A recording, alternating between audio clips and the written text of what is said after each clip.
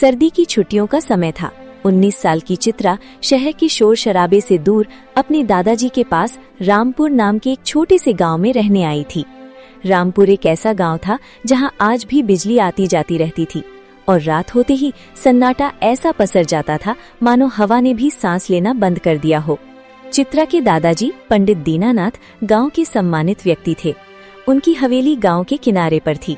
हवेली के पीछे गन्ने के खेत थे और उन खेतों के पार शुरू होता था काला जंगल। पहली रात खाना खाते समय दादाजी ने चित्रा को एक सख्त चेतावनी दी। चित्रा बेटी, तुम पूरे गांव में कहीं भी घूमना, खेतों में जाना, लेकिन याद रखना गन्ने के खेतों के पार उस जंगल में कभी कदम मत रखना, खासकर उस पुराने बरगद के पेड़ के आगे तो बिल्कुल नहीं। चित्रा ने पूछा, क्यों दादाजी, वहाँ क्या है? दादाजी की आंखों में एक अजीब सा खौफ तैर गया। उन्होंने धीमी आवाज में कहा, वहाँ एक भूतिया महल है। सालों पहले वहाँ राजघराने के लोग रहते थे, लेकिन एक रात, बस एक रात में सब खत्म हो गया। अब वहाँ सिर्फ चीखें गूंजती हैं। जो गया वो या तो वापस नहीं आया, या जो वापस आया वो अपनी जुबान खो बैठा। चित्रा ने हाँ तो कह दिया, लेकिन शहर की पली बढ़ी चित्रा के लिए ये सब अंधविश्वास से ज्यादा कुछ नहीं था। उसे रोमांच पसंद था और भूतिया महल शब्द ने उसके अंदर के डर को नहीं बल्कि उसकी जिज्ञासा को जगा दिया था। जंगल का बुलावा। 2 दिन बीत गए। तीसरे दिन दोपहर के समय दादाजी अपनी आराम कुर्सी पर सो रहे थे। चित्रा घर के पीछे वाले बरामदे में किताब पढ़ रही थी। तभी उसकी नजर एक बेहद खूबसूरत चमकीली नीली तितली पर पड़ी। वो तितली सामान्य नहीं थी। उसका आकार बड़ा था और उसके पंखों से एक अजीब सी रोशनी निकल रही थी। चित्रा उसे पकड़ने के लिए उठी। तितली उड़ी और गन्ने के खेतों की तरफ बढ़ी। चित्रा मंत्रमुग्ध होकर उसके पीछे चल पड़ी। खेत पार करते करते कब वो उस काले जंगल की सीमा पर पहुंच गई, उसे पता ही नहीं चला। हवा का रुख बदल गया। अचानक ठंडक बढ़ गई। सूरज अभी भी आसमान में था, लेकिन जंगल के घने पेड़ों ने रोशनी को रोक रखा था, जिससे वहां शाम जैसा अंधेरा था। चित्रा को दादाजी की चेतावनी याद आई। बरगद का पेड़।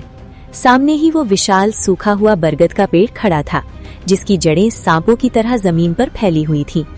तितली उस पेड़ के पीछे जाकर गायब हो गई। चित्रा को वापस मुड़ जाना चाहिए था, लेकिन तभी उसे एक आवाज सुनाई दी। ये आवाज घुंघरुओं की थी। कोई जंगल के अंदर नाच रहा था। इस वीराने में जिज्ञासा ने डर को दबा दिया और चित्रा ने वो लक्ष्मण रेखा पार कर ली। खौफनाक महल। थोड़ा और अंदर जाने पर झाड़ियां खत्म हो गईं और सामने एक विशाल खंडहर हो चुकी इमारत दिखाई दी। वो भूतिया महल था। महल कभी बेहद खूबसूरत रहा होगा, लेकिन अब उसकी दीवारों पर काई जमी थी। बड़े बड़े दरवाजे सड़ चुके थे और खिड़कियां टूटी हुई थीं, मानो महल की काली आंखें चित्रा को घूर रही हों। महल के चारों ओर एक अजीब सी दुर्गंध थी, जैसे सड़े हुए मांस और सूखे हुए फूलों की मिलीजुली बदबू। चित्रा ने सोचा कि बस एक बार अंदर देखूंगी और भाग आऊंगी। उसने मुख्य द्वार को धक्का दिया। चर्र। जंग लगे लोहे के दरवाजे ने एक रूह कपा देने वाली आवाज की।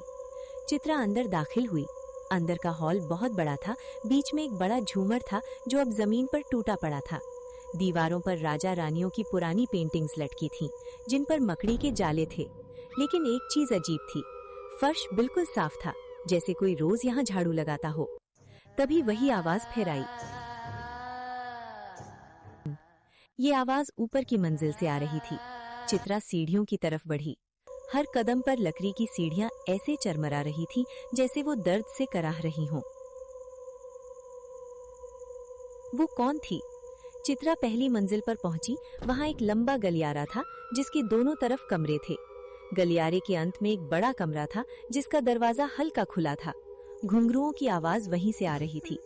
चित्रा दबे पांव वहां पहुंची और दरवाजे की दरार से अंदर झांका। उसके पैरों तले जमीन खिसक गई। कमरे के अंदर एक आदमकद आईना था। आईने के सामने एक औरत बैठी थी। उसने पुराने जमाने के राजसी कपड़े पहने थे, लेकिन वो फटे हुए और खून से सने हुए थे। उसके बाल खुले थे और कमर तक लटक रहे थे। वो अपनी पीठ करके बैठी थी और धीरे धीरे अपने बालों में कंघी कर रही थी। वो कुछ गुनगुना रही थी, एक बेहद उदास और डरावनी धुन। आओ ना, खेलो ना मेरे साथ। चित्रा की सांस अटक गई। वो पीछे हटने ही वाली थी कि तभी उसका पैर एक टूटी हुई लकड़ी पर पड़ा। कट! आवाज होते ही वो औरत रुक गई। गुनगुनाना बंद हो गया। कमरे में मौत जैसा सन्नाटा छा गया। धीरे धीरे, बहुत धीरे धीरे उस औरत ने अपनी गर्दन घुमाई। चित्रा की चीख उसके गले में ही घुट गई। उस औरत का चेहरा तो था ही नहीं, वहां सिर्फ मांस का एक लोथड़ा था। न आंखें, न नाक, बस एक बड़ा सा काला मुंह जो अमानवीय तरीके से खुला हुआ था। औरत ने अपनी गर्दन पूरी 180 डिग्री घुमा ली और एक कर्कश आवाज में चिल्लाई, तुम आ गई। मौत का खेल। चित्रा अपनी जान बचाकर भागी। वो गलियारे में दौड़ी, लेकिन ऐसा लगा जैसे गलियारा लंबा होता जा रहा है। पीछे से घुंघरुओं की आवाज अब दौड़ने की आवाज में बदल गई थी। छन छन छन छन। दादाजी बचाओ! चिल्लाई, लेकिन उसकी आवाज उस महल की दीवारों से टकराकर वापस आ गई। वो सीढ़ियों से नीचे कूदती हुई भागी और मुख्य द्वार तक पहुंची। उसने दरवाजा खोलने की कोशिश की, लेकिन दरवाजा जाम हो चुका था। वो हिल भी नहीं रहा था। पीछे से वो साया सीढ़ियों से नीचे उतर रहा था। औरत हवा में तैरती हुई नीचे आ रही थी। उसके हाथ अब लंबे हो चुके थे और उंगलियां खंजर जैसी नुकीली थीं। चित्रा ने इधर उधर देखा। उसे एक पुरानी अलमारी दिखी। वो जल्दी से उसके पीछे छिप गई और अपना मुंह हाथों से भींच लिया ताकि सांस की आवाज ना आए। वो चुड़ैल हॉल में आ गई। कहाँ छुपी हो गुड़िया? बाहर आओ, मुझे भूख लगी है। वो अलमारी के ठीक सामने खड़ी थी। चित्रा को सड़े हुए मांस की बदबू आ रही थी। चुड़ैल की काली परछाई अलमारी पर पड़ रही थी। चित्रा का दिल इतनी जोर से धड़क रहा था कि उसे लगा फट जाएगा। तभी चित्रा की नजर जमीन पर पड़ी। उसके पैर के पास एक पुराना लॉकेट पड़ा था। उसने अनजाने में उसे उठा लिया। जैसे ही उसने लॉकेट उठाया, उसे हल्का सा झटका लगा। ये लॉकेट शायद किसी पुजारी का था जो यहाँ आया होगा लेकिन मारा गया। चुड़ैल ने अलमारी की तरफ हाथ बढ़ाया। चित्रा ने आंखें बंद कर ली और भगवान को याद किया। जैसे ही चुड़ैल का हाथ चित्रा को छूने वाला था, चित्रा ने वो लॉकेट अनजाने में ही चुड़ैल की तरफ कर दिया। एक तेज रोशनी हुई और चुड़ैल एक दर्दनाक चीख के साथ पीछे हटी। नहीं। वो रोशनी उस बुरी आत्मा को जला रही थी। चित्रा को मौका मिल गया। वो खिड़की की तरफ भागी, एक भारी पत्थर उठाया और पूरी ताकत से कांच पर दे मारा। छपाक! कांच टूट गया। चित्रा ने बिना पीछे देखे छलांग लगा दी। कांच के टुकड़े उसके हाथों और पैरों में चुभ गए, लेकिन वो रुकी नहीं। वो जंगल में बेतहाशा भागने लगी।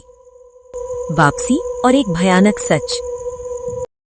झाड़ियां उसे खरोंच रही थीं, कांटे चुभ रहे थे, लेकिन उसे पीछे से अभी भी चीखें सुनाई दे रही थीं। भागते भागते वो गन्ने के खेतों में आ गिरी। वहां उसे गांव के कुछ लोग मिले जो लालटेन लेकर उसे ही ढूंढ रहे थे। दादाजी सबसे आगे थे। चित्रा! दादाजी ने उसे गले लगा लिया। चित्रा बेहोश हो गई। जब चित्रा की आंख खुली तो दादाजी पास बैठे थे। उनकी आंखों में आंसू थे। मैंने मना किया था ना चित्रा? चित्रा कांप रही थी। उसने रोते हुए दादाजी को सब बताया। वो महल, वो बिना चेहरे वाली औरत, वो लॉकेट। दादाजी ने गहरी सांस ली और कहा, वो रानी दमयंती की आत्मा थी। उसे उसी के महल में तड़पा तड़पा कर मारा गया था। तुम खुशकिस्मत हो कि जिंदा बच गई। वो लॉकेट शायद किसी पुजारी का था जो यहाँ आया होगा लेकिन मारा गया। चित्रा को लगा कि अब सब ठीक है, वो सुरक्षित है। दादाजी उसे आराम करने का बोलकर कमरे से बाहर चले गए। लाइट बंद कर दी गई। चित्रा ने करवट ली और चादर ओढ़ ली। उसकी नजर कमरे के कोने में रखे ड्रेसिंग टेबल के आईने पर पड़ी। अंधेरे में आईने के नीचे वहां कुछ चमक रहा था। चित्रा ने अपनी बेड साइड लैंप जलाई और ध्यान से देखा। उसका खून जम गया। ड्रेसिंग टेबल पर एक पुराना जंग लगा हुआ घुंघरू रखा था और तभी उसके बिस्तर के ठीक नीचे से एक आवाज आई।